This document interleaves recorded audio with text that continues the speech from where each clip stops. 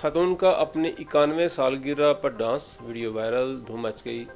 यूँ तो बच्चे अपनी सालगिरह पर डांस करके जश्न मनाते हैं, लेकिन यहाँ तो 91 साला उम्र रसीदा खातून ने अपनी सालगिरह पर डांस किया, जिसकी वीडियो सोशल मीडिया पर वायरल हो गई।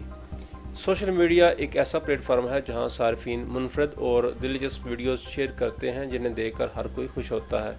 ऐसे ही एक वीडियो हाल ही में ट्विटर पर शेयर की गई, जिसमें एक खातून अपनी 91वीं सालगिरह जोशो खरोश के साथ मनाती दिखाई दे रही है।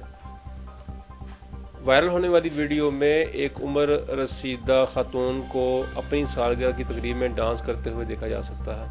खातून वीडियो में डांस करती है और दीगर ख़वातीन भी डांस कर रही हैं, जो कि शायद उनकी फैमिली के मेंबर हैं, जबकि कुछ ख़वातीन ये मनाज़र कैमरे की आंख में कैद करने की कोशिश करती नज़र आ रही हैं।